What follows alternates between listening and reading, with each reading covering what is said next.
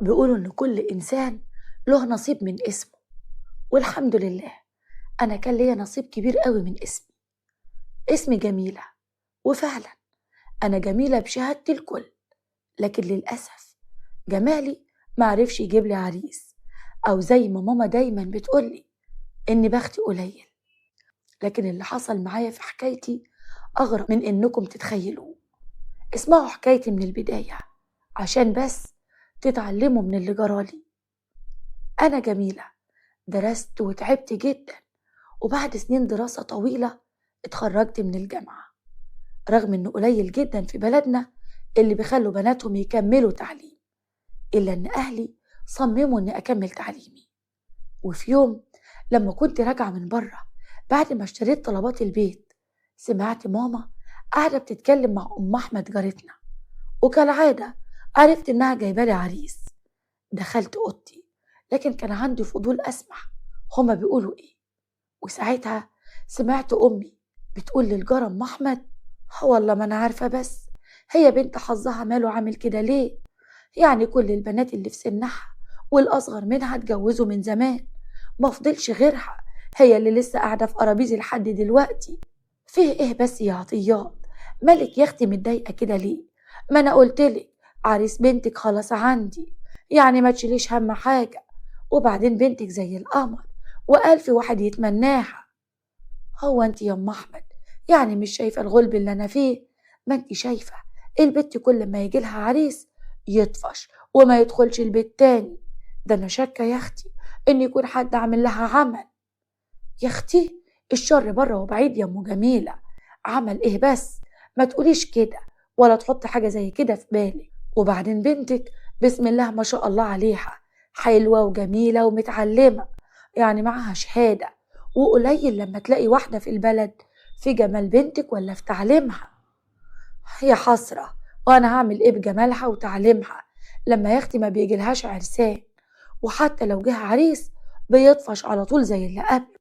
انا خلاص يا ام احمد زهقت يا اختي وجبت اخري. وبعدين انت بتقولي دلوقتي جايبه لها عريس، اهو لما نشوف هيحصل ايه المره دي. ان شاء الله خير، بس اهم حاجه لما يتم المراد وبنتك تتجوز كده وتفرحي بيها، لازم تفرحينا انا كمان، ما تنسيش حلاوتي. يا ام احمد، انا بس البنت تتجوز واطمن عليها وانا مش هنساكي ابدا، هيبقى ليكي تورتايه بحالها، مش حاجه حلوه وبس. ربنا بس يطمني عليها وافرح بيها بقى. ساعتها لما سمعت الحوار ده بين امي وبين الست ام احمد اتضايقت جدا. يعني ماما كل اللي بتفكر فيه وكل اللي شاغل بالها انها تجوزني وتخلص مني. انا كنت عارفه انها عايزه تفرح بيا زي اي ام، لكن فعلا اسلوبها ما كانش بيعجبني ابدا. وبعد ما خالته ام احمد مشيت من عندنا، خرجت قعدت مع امي وقلت لها وانا متعصبه: هو ينفع يعني يا ماما اللي بيحصل ده؟ بصراحه اللي بيحصل ده ما يرضيش ربنا ابدا. يعني كل يوم الاقيكي قاعده مع الست اللي اسمها ام احمد دي وبتدوري لي على عريس شكل، ويا ريتهم في الاخر بيبقوا عدلين ولا فيهم حد مناسب. هو في ايه يا جميله؟ هو انت كمان يا بنتي اللي معترضه؟ يا بنتي انا نفسي افرح بيكي بقى، وبعدين كل العرسان اللي بيجوا بيبقوا مناسبين وزي الفل، لكن مش عارفه بس بمجرد ما بيدخلوا البيت ما بيكرروهاش تاني ولا بيجوا مره تانية. انا خايفه يا بنتي احسن مرات عمك الحقوده دي تكون عامله لك عمل. ما هو طول عمرها غلويه وبتكرهني وبتكرهك، انا حاسه انها عامله لك عمل. صح؟ عمل ايه بس يا ماما اللي مرات عمي هتعمله؟ دلوقتي مرات عمي في حالها واحنا في حالنا، والعلاقات مقطوعة بينا من زمان، يبقى ايه بقى اللي خلاها تعمل لي عمل؟ بالله عليك يا ماما شيل الكلام ده كله من دماغك. انا متأكدة ان نصيبي بإذن الله هيجي لحد عندي من غير ما نفضل نفكر بالطريقة دي ولا نبقى متشحتفين على عريس كده. طب اسكتي يا جميلة عشان انتي مش فاهمة اي حاجة، وانا اللي قلت هفرح بيكي واجوزك اول ما تاخدي الشهادة على طول. دلوقتي يا بنتي اللي في سنك كلهم ولادهم بقوا طولهم، مفيش غيرك كده يا بنتي اللي لسه قاعدة في البيت.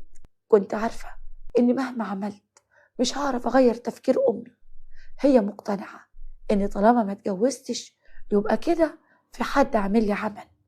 وطبعا تفكيرها خلاها تشك في كذا حد. أوقات ألاقيها تقولي أكيد مرات عمك هي اللي عملت لك العمل ده، وأوقات تانية تشك في جارتنا عشان بناتها سمر وأنا واخدة كلية وهما تعليم متوسط.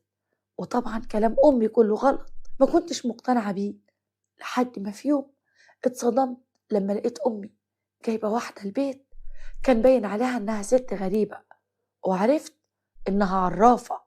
لما شفتها اتخضيت من منظرها، دخلت على أوضتي لكن لقيت ماما جاية ورايا وبتقولي وهي بتشدني من دراعي: خدي تعالي هنا، انت رايحة فين؟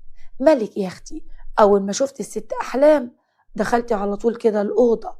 ايه يا اختي، ما انتيش عارفة ان هي دي اللي هتحل مشكلتك وهتعمل اللي احنا عايزينه؟ هي ماما ايه اللي انتي بتقوليه ده؟ هو انا يا ماما على اخر الزمن هقعد مع دجالة ولا عرافة؟ انا كنت سامعة عن الست دي كلام مش كويس بس ما كنتش شفتها قبل كده، ولما شفتها سبحان الله اتخضيت من منظرها.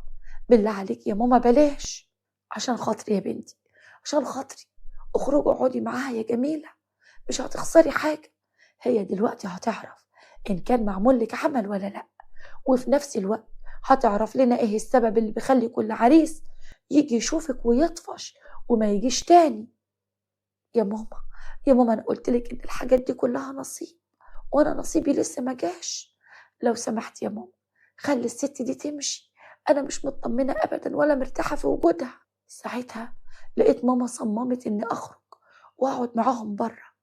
كنت خارجة وأنا رجليا بترتعش مش قادرة أتملك أعصابي. أول ما قعدت قدام الست أحلام لقيتها قربت مني وحطت إيدها على راسي وقالت وهي مغمضة: يا حفيظ، يا حفيظ احفظنا، انت يا بنتي معمولك سحر، مش بس كده لأ، ده انت معمولك ما تتجوزيش وتعنسي، ومعمولك كمان بالمرض، بس بعون الله أنا هقدر أفكه، لكن أهم حاجة كلامي يتسمع وطلباتي تتنفذ، وإلا مش هتعرفي تتجوزي لا دلوقتي ولا في حياتك بعد كده. ساعتها بعدت إيدها عني وقلت: ماما أنا مش مقتنعة بالكلام ده خالص، إيه التخاريف دي بس؟ وبعدين سحر إيه اللي معمول لي ده؟ هو إحنا مش هنخلص بقى من العادات والتقاليد دي ولا إيه؟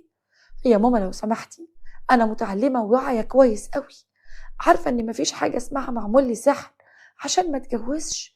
الحاجات دي كانت زمان، ودلوقتي يا أمي الجواز ده رزق من عند ربنا. وقبل ما أكمل كلامي لقيت الست قطعتني وقالت بصوت عالي: ولما أنا بقول أي كلام وكلامي تخاريف يبقوا جبتوني هنا ليه من أصله؟ لا بقى أنا هقوم أمشي يا ست أم جميلة، أنا مقبلش إن أقعد في مكان أتهزق فيه بالشكل ده.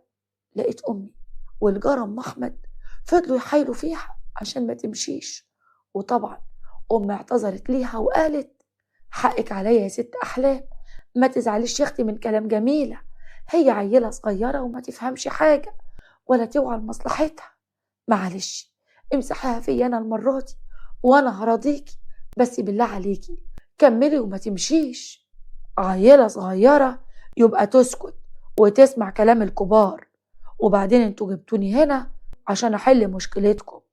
عايزة اقولك ان احنا لسه ما بدأناش اي حاجة وبنتك عمالة تنفخ وتزهق علينا، خليها تبطل اللي بتعمله احسن لها وليكي.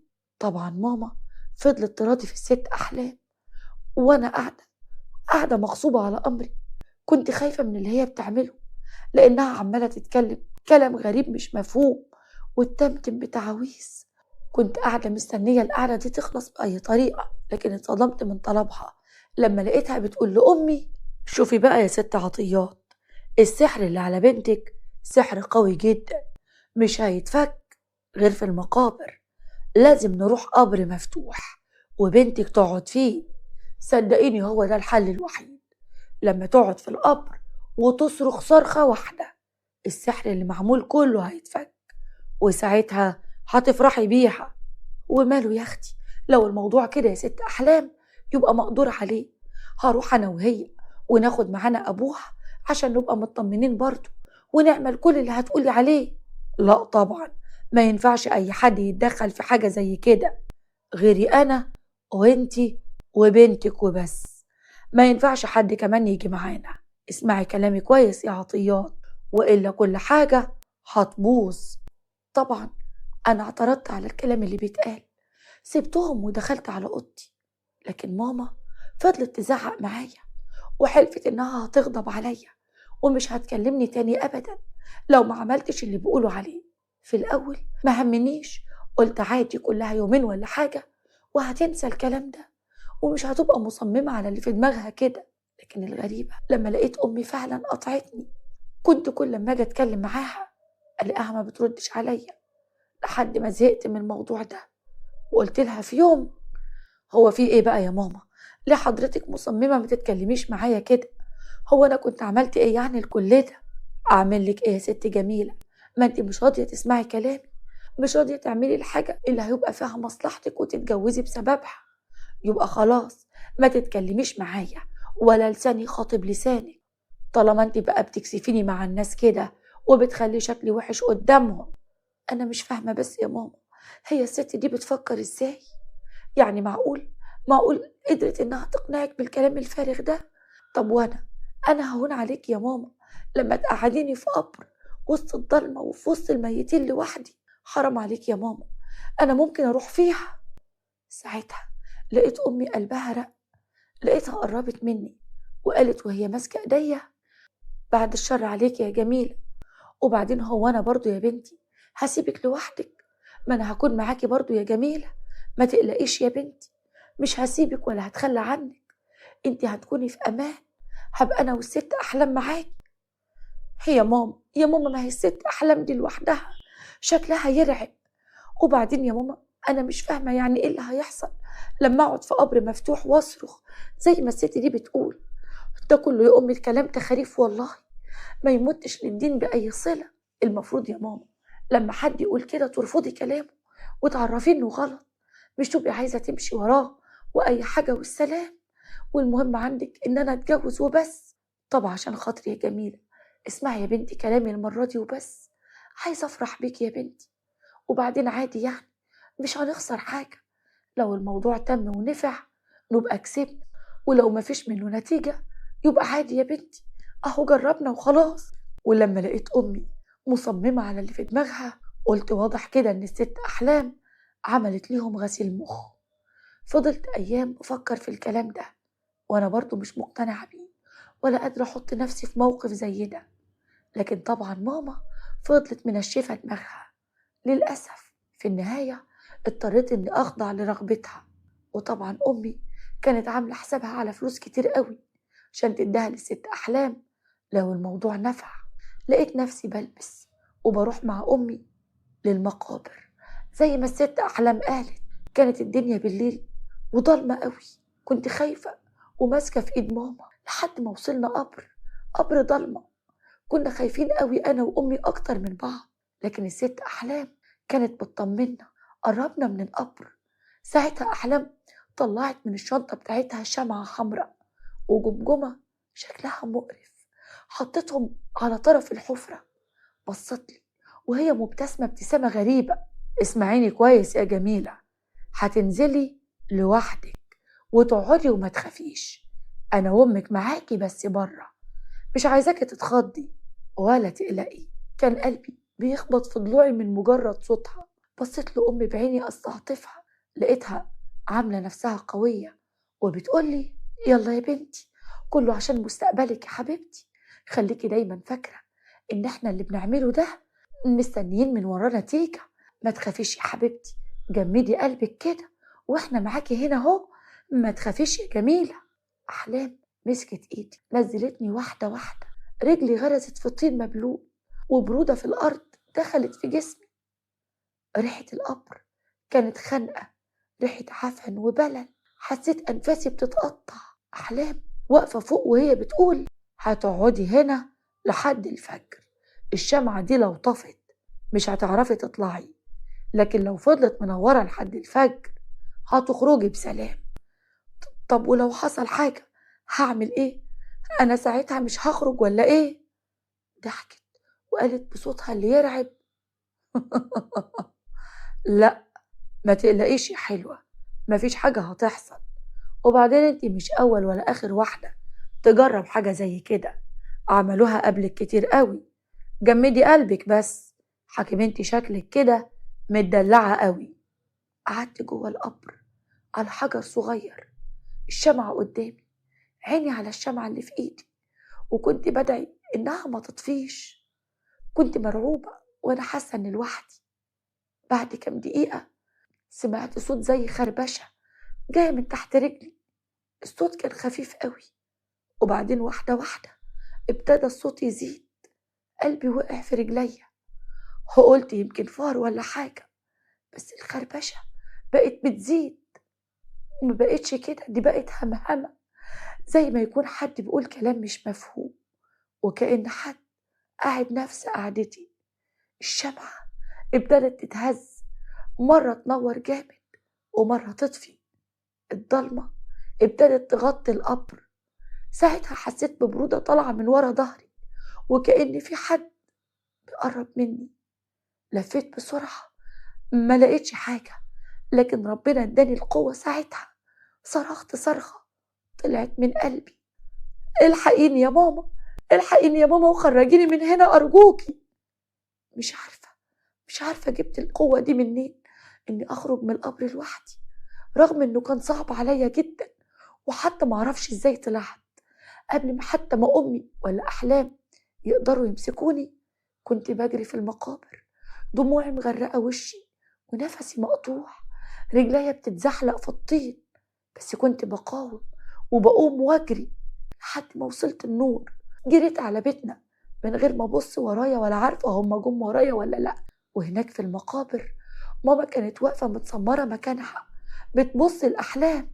هو ايه اللي حصل لبنتي يا ست أحلام؟ البت صرخت وجريت كده ليه؟ أنا خايفة على البت، خايفة أحسن تكون شافت حاجة، هي اللي عملت فيها كده. كده يا عطيات بنتك خلاص، بنتك اتعقدت أكتر وأكتر.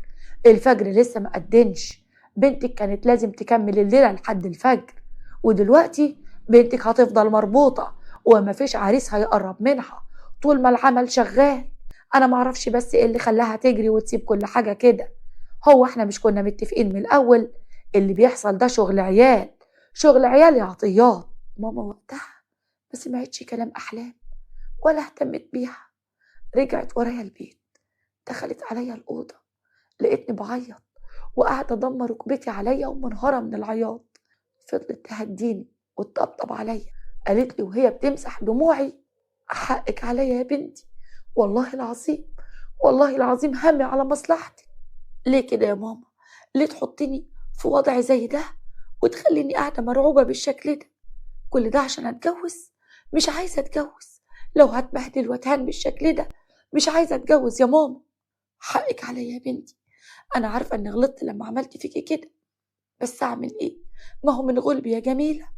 انا فكرت ان اللي هنعمله ده هيجي علينا بالنفع يا ضنايا، ما كنتش اعرف ان هخليكي تخافي كده. وبعدين انا قلت لك ان انا معاكي وجنبك، يعني باذن الله مش هتحصل اي حاجه. لا يا امي، كنت ساعتها مرعوبه جدا وشويه وغلبني النوم وانا في حضن امي. الليله دي معرفش ايه اللي حصل معايا، كنت كل شويه اصحى على كوابيس واصرخ واصوت وانام تاني. ومن بعد الليله اللي قضيتها في القبر وانا بيحصل معايا حاجات محدش يتخيلها.